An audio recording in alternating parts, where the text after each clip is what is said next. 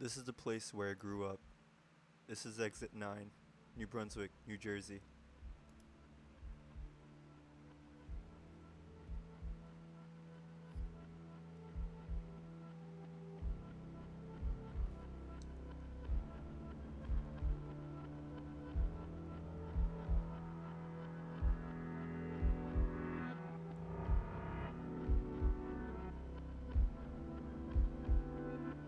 Many people come to New Brunswick because of the fungus named Rutgers University, which currently spreads through the city with its fancy buildings, driving housing prices up.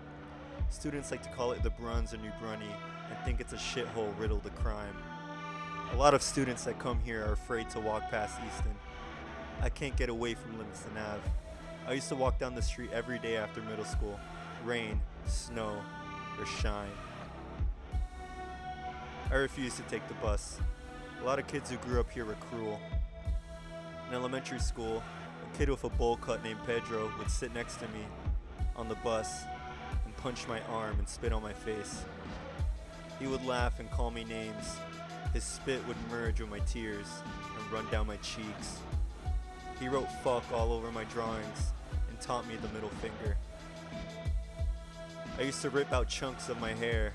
I don't know why. Maybe it was school or my home or a little bit of both. It felt really good feeling the curls detach from my scalp and fall to my light up sneakers. My dad was pissed off. He buzzed my hair until I grew out of that habit. I hated it. They say the middle school was possessed by demons. I think the real demon was poverty. Rutgers keeps buying more and more chunks of the city and leading a lot of these families to the gang life. MS-13 was a huge threat back then. Some classmates sold weed on the wrong street and were killed for it. We had to go through metal detectors every morning, and the police would always patrol the halls. Delavan Street. This was my first home. I still dream about this place. It was built in 1920. I think about walking up to the steps, knocking on the door, and asking if I could go look at the house one more time. I dreamed about buying it, but the pipes are rotting. The wood is rotting. The whole house is rotting. It was too much for my mom to take care of, so she just stopped paying the bills. Back then, my cousin and I regularly rode our bikes up and down the street. The neighborhood kids would throw stones at us. One time I was held down by a big kid named Kevin, and he grabbed my DS out of my hand and threw it. I had my first cat here. His name was Isaac. I named him that because he had one eye and it sounded a lot like Isaac. I thought it was pretty clever. We rescued him from the streets as a kitten. He was a hissy cat. One time, riding my bike, I watched him get hit by a car. It was the worst day of my life. I cried my eyes out. We buried him in the backyard. A little lump of dirt. I wonder if it's still there. That's Miss Sevilla's house. She taught me how to cut meat with a knife for the first time. She was also my health teacher. That's where Angel and Jair lived. But their big sister used to call me Guandule because I was the only Dominican family on the street, except for the bodega owners. They were good friends of my grandma. I made friends with this kid. I don't remember his name, but I remember he was the first kid I ever met with green eyes. He was a really nice guy with a big bike. I let him into the house a few times. My parents wouldn't let him pass the hallway, so we just sat there and played DS games. I lost my copy of Pokemon Platinum, and I swear he took it, because I haven't seen him since I lost it. My cousin and I would go to Joyce Cumber Park and look at all the witches there at night. Him and I would sneak out at the ripe age of 10 years old. My grandma would tell us that the witches held their black masses there and sacrificed nearby children. We wanted to see it for ourselves, so we'd go past the swings, into the field, and watch their circle. They'd be in black robes and torches. We'd always run so quickly.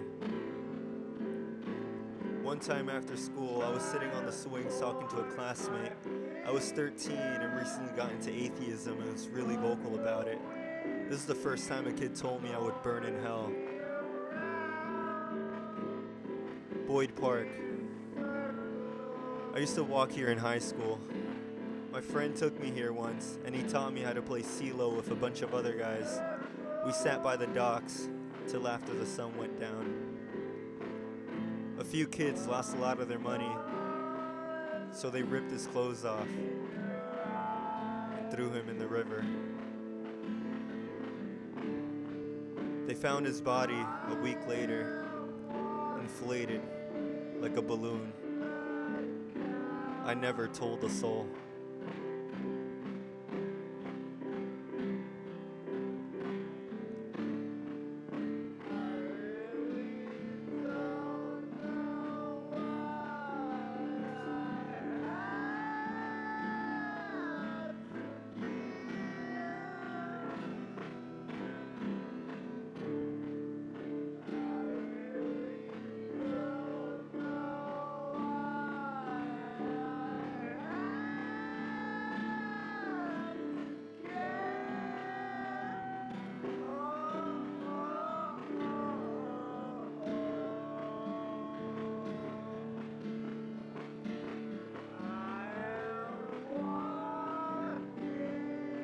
Going to school at Rutgers, I look at all the students on the bus.